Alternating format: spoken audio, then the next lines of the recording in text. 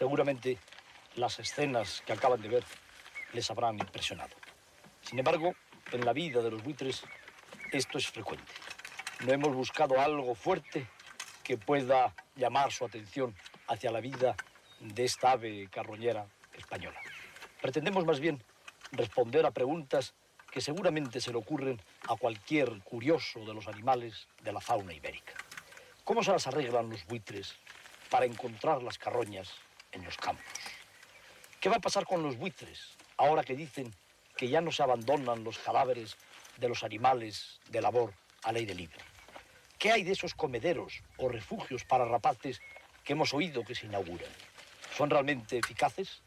A esta y a otras preguntas nos gustaría responder con las imágenes de este capítulo de la serie ibérica del hombre y la tierra. Para ello, hemos pasado más de 2 años en el campo tras de los buitres.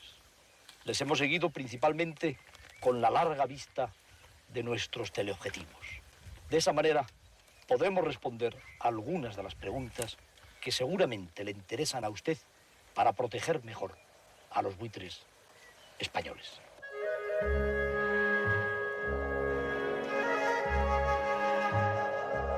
Para explicarnos el primero de los misterios, vamos a olvidar por unos momentos a los buitres leonados y nos vamos a fijar en el esquema cromático de un lejano pariente suyo, el alimoche. Si observamos con detenimiento, veremos que es negro en el borde alar, blanco en el centro del cuerpo y amarillo el rostro. Hubiera resultado difícil obtener una combinación más fanérica, es decir, más llamativa, que se vea mejor tanto en vuelo como en tierra.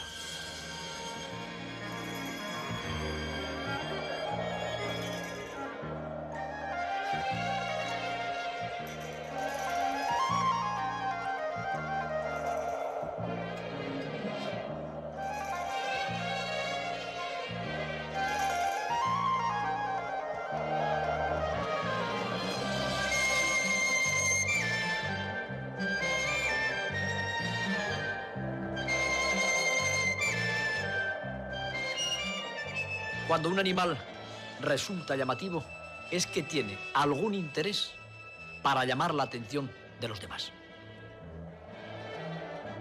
¿Cuál puede ser el interés del pequeño, ágil y prospector alimoche? Lo vamos a ver muy pronto.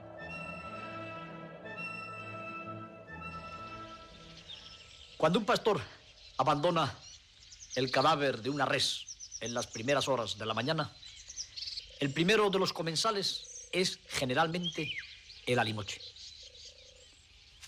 Prudentemente, el buitre africano, porque este es un carroñero que pasa en la península ibérica únicamente los meses de la primavera y del verano, llega hasta el cadáver de la oveja.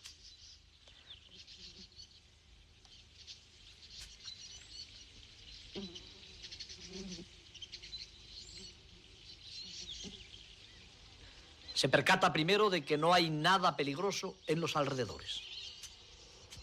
Después se dispone a iniciar el festín.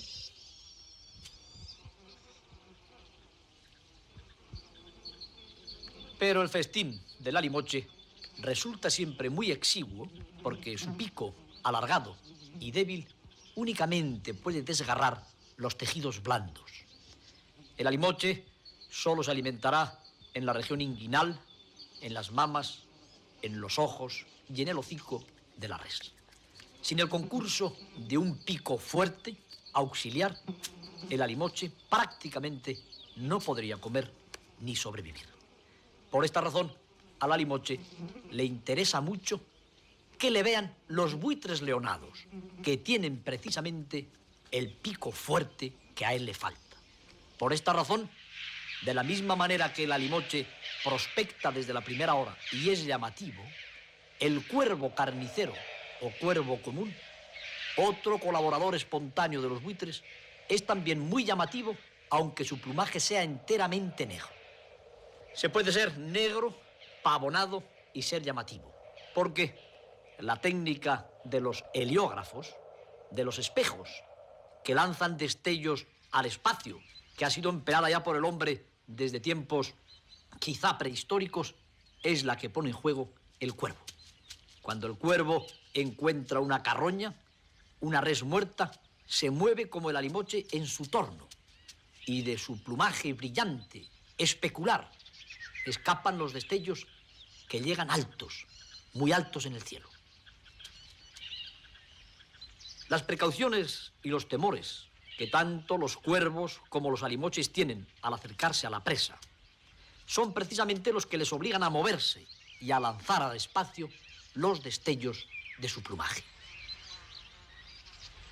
Por otra parte, el cuervo tiene el mismo problema que el alimoche. Su pico no es lo suficientemente fuerte como para desgarrar los tejidos y por eso come únicamente los ojos en las regiones inguinales y anales y en los belfos de las reses. Los cuervos, lo mismo que los alimoches, son muy activos. Pocos minutos después de salir el sol ya están en torno a las carroñas y esperarán durante horas hasta que su mensaje llegue lejos, hasta que vengan los buitres, que son los aliados que les van a permitir acceder al interior de los tejidos, a las vísceras, al alimento que atesoran los cadáveres de los animales de ganadería o de labor.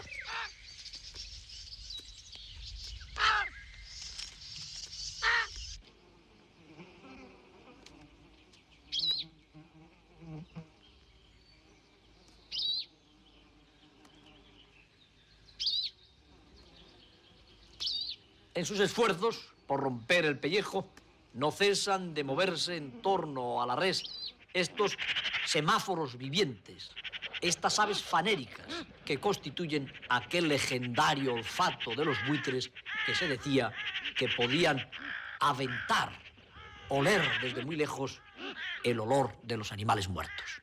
Ciertamente no es así. Los buitres ven, y no ven la carroña. Ven a las urracas, a las cornejas, a las grajillas, a los cuervos y a los alimoches. A todos sus espontáneos e interesados aliados.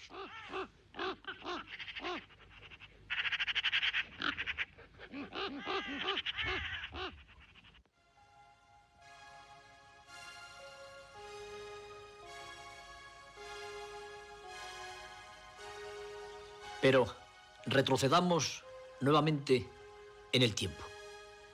Volvamos a la gran colonia de los buitres leonados. Abandonemos muy lejos, en la llanura, a los cuervos y a los alimoches. Los buitres leonados parsimoniosamente se desperezan. Abren las alas para que se seque el rocío de la noche depositado en ellas. En el gran tajo, en la garganta tallada por el paso milenario del río, en el paredón de la cordillera, reina absoluta tranquilidad. Parece como si allí no hubieran pasado la noche 100, 200 o 300 buitres leonados.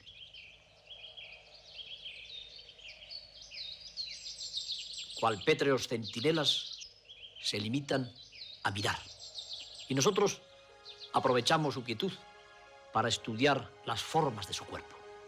Su plumaje escamoso, apretado, que les libra de los imperativos meteorológicos y les permite flotar en el espacio.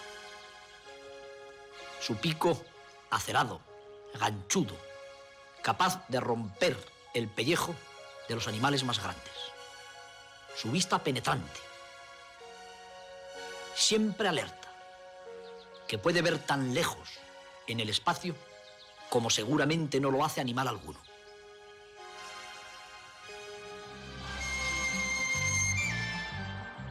Lentamente, cuando los primeros rayos del sol calientan las paredes calizas de la cárcava, un buitre explorador se lanza al aire.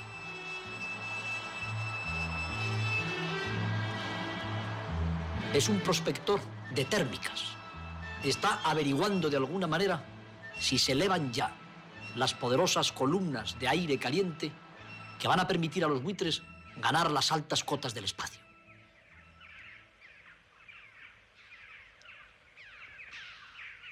Tienen los buitres leonados un instinto especial para detectar las térmicas, porque de la misma manera que los aviones planeadores no pueden ganar altura sin el concurso de estas bolsas de aire caliente.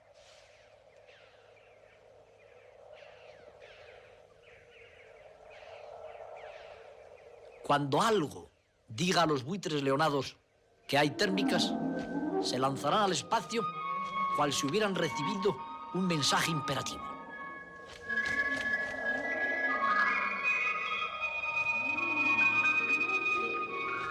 Uno tras otro, gran parte de los individuos de la colonia, batiendo las alas pesadamente, buscan las columnas térmicas. Se piensa que la elección de los lugares de las colonias de los buitres está precisamente en función de la abundancia de estas corrientes aéreas ascendentes. Apenas han ganado 50 o 60 metros de altura, los buitres flotan ya como planeadores.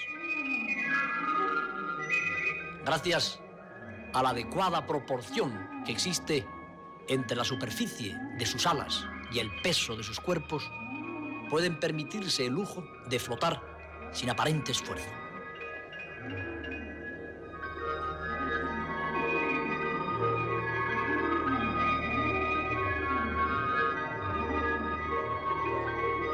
A los pocos minutos de haber abandonado el tajo donde han pasado la noche, los buitres se encuentran ya a 500, a 750, a 1000 o a 2500 metros de altura. Debajo ha quedado la cárcava, los córvidos.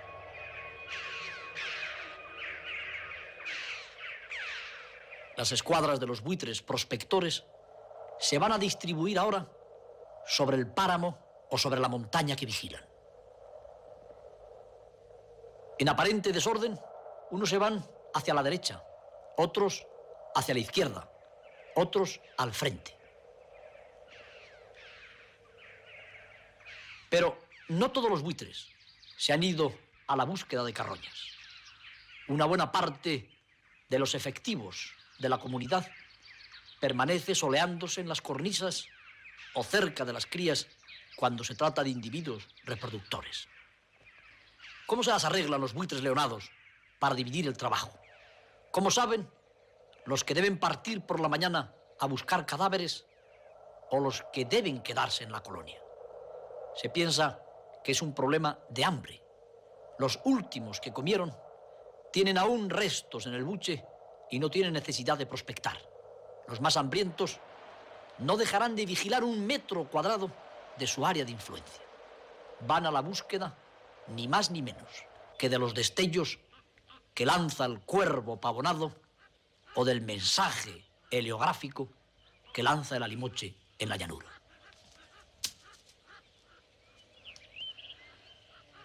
Desde 500 o 1000 metros de altura se ve muy bien el reflector del cuervo. Y mucho mejor con el sol oblicuo de las primeras horas del día.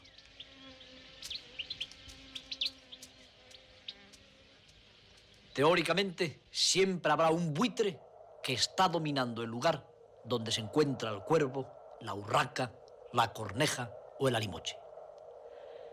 Y este buitre, a su vez, es contemplado por el que va delante de él, por el que va detrás, por el que va a su derecha y por el que va a su izquierda.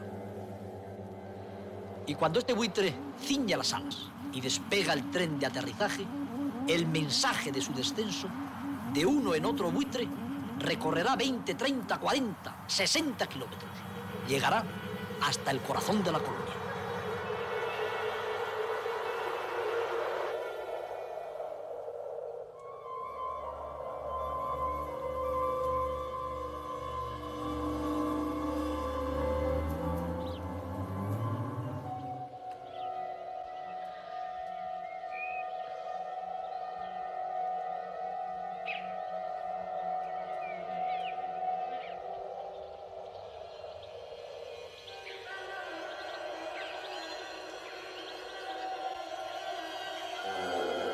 Cuando lo que podríamos llamar los buitres batidores llegan al cadáver de la res, se muestran lentos y sumamente cautos antes de iniciar el festín. Parece como si esperaran a que se les fueran añadiendo el resto de los prospectores. Se está estudiando con todo detenimiento la conducta del buitre ante el festín. ¿Cuál es el primer buitre que empieza a comer? ¿Un individuo dominante? ¿Un individuo muy hambriento? Lo cierto es que el resto de los buitres esperan como una señal. Esperan, quizá, que llegue un buitre de mucha experiencia que de alguna manera va a dar a entender a los demás que allí se puede comer sin peligro. Este parece el individuo.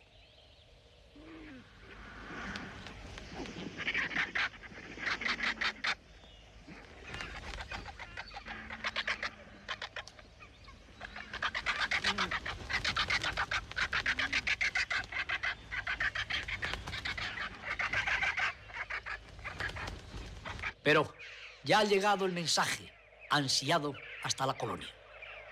La vista poderosa de uno de los buitres que permanecía pegado a la roca ha descubierto el vuelo rectilíneo de los primeros prospectores. El vuelo que se dirige exactamente hacia un lugar. El vuelo que ya no es en círculos para dejarse mecer por las térmicas, sino que apunta hacia una dirección concreta. Este es el mensaje. Esta es la alarma que pondrá en marcha al resto de los efectivos de la comunidad de los buitres leonados.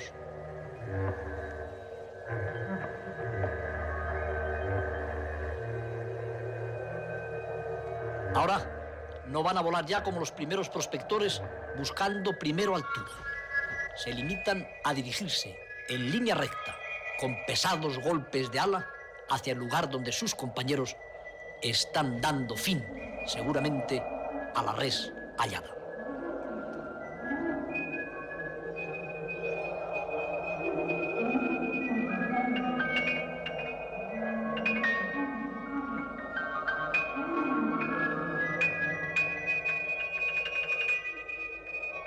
Y así descubrimos nosotros, queridos amigos, gracias a 3 largos años de trabajo, la respuesta a nuestra primera pregunta.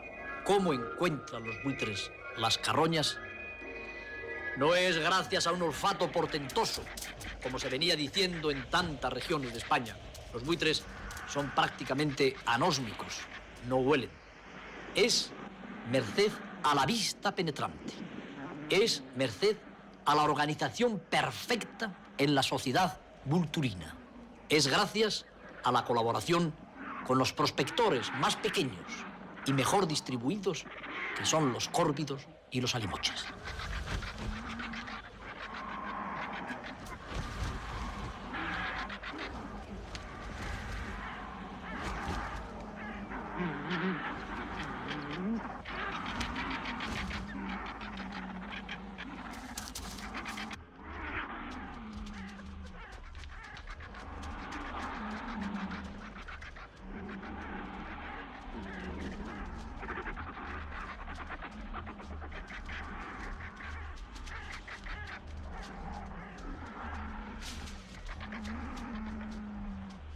Y de este modo, con una precisión aparentemente inexplicable, como por arte de magia, cada vez que el cadáver de una res era abandonado en un rincón cualquiera de los campos de España, llegaban los buitres comunes o leonados y limpiaban aquel rincón de carroñas y pestilencias.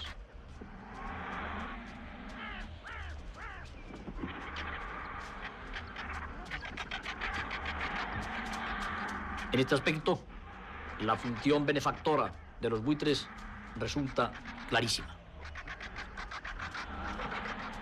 Y para nosotros no presenta ya misterio alguno el hecho, la estrategia, si quieren, de cómo los buitres comunes encontraban las carroñas en los campos.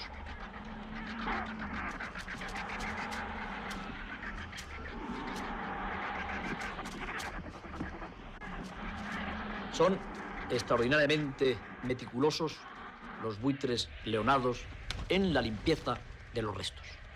Esperan pacientemente los cuervos que ahora reciben el premio a su labor prospectora.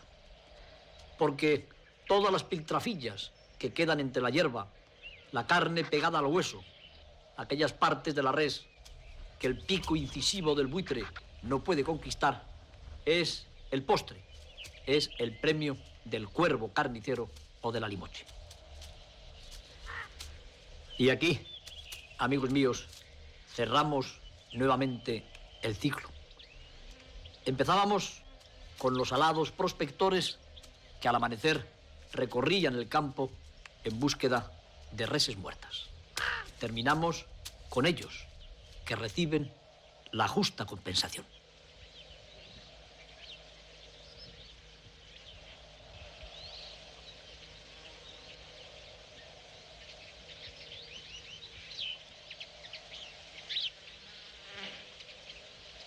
Resulta complejísima la cadena de los animales que se nutren con las proteínas muertas. Hay toda una comunidad de insectos en cuya descripción no vamos a entrar nosotros, pero que tienen extraordinaria importancia como desintegradores de lo poco que dejan los grandes necrófagos. No falta ni siquiera una mariposa para poner, si quieren, una nota poética en los últimos instantes de los tejidos del que fue un animal viviente.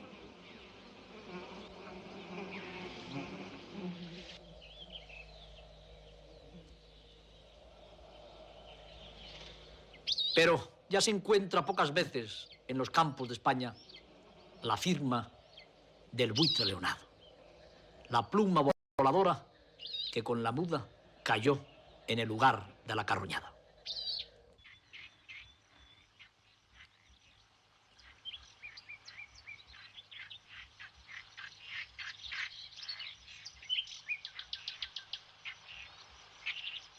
Nosotros vamos a regresar a la colonia de los buitres leonados, concretamente al refugio de rapaces de Montejo de la Vega, de la Serrezuela, en la provincia de Segovia, donde hemos trabajado durante más de 2 años gracias a la gentileza de Adela. Ahora, cuando todos los componentes de la comunidad vulturina se encuentran lejos, en el páramo, dando fin a su festín, vamos nosotros a estudiar cómo se reparten estos animales comunitarios las posibilidades de albergue en las rocas. Evidentemente, debemos comenzar por los polluelos que quedaron temporalmente abandonados mientras sus padres se nutren. Nos iremos después a otra zona de las rocas, donde hay unos individuos adultos que quizá, por estar satisfechos, no abandonaron la colonia. Y vemos que los primeros en regresar van precisamente a la zona donde estaban aquellos individuos adultos. Se posan muy cerca unos de otros, sin aparentes querellas. Su distancia es mínima, casi se tocan.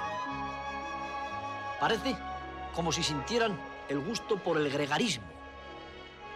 Parece que disfrutan en estas sociedades apretadas donde hay unos territorios minimísimos para cada individuo.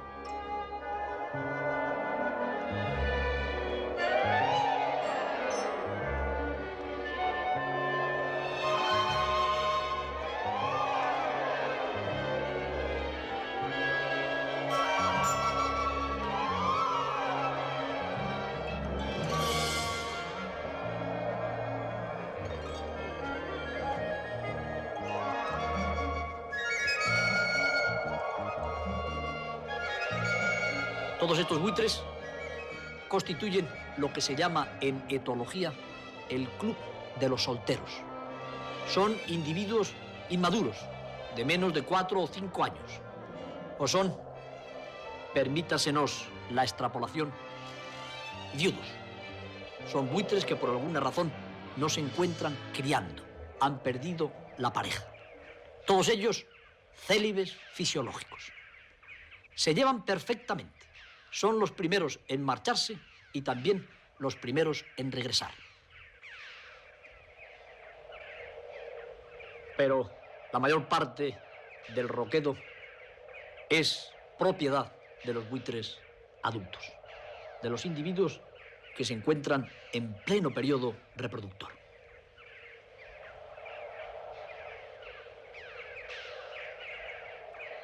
Y es que para reproducirse, los buitres necesitan cornisas amplias, orientadas generalmente a mediodía y bastante separadas unas de otras.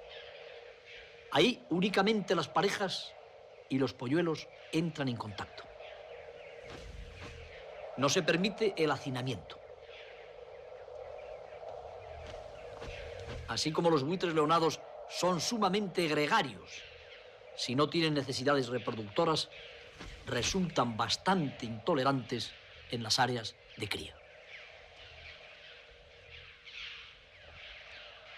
Esta larga panorámica sobre un paredón calizo, lleno de cornisas y de grutas, nos muestra perfectamente las distancias de separación entre unos y otros nidos.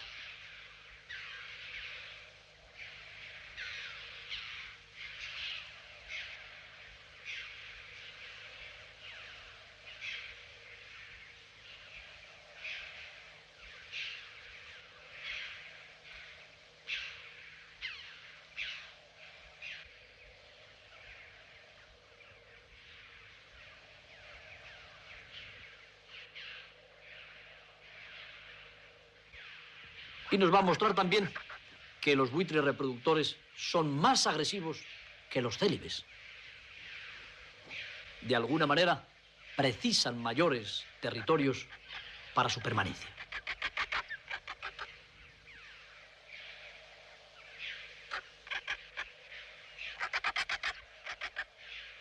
Pero estos y otros detalles de la población vulturina dedicados a su etapa de cría serán motivo para el próximo capítulo.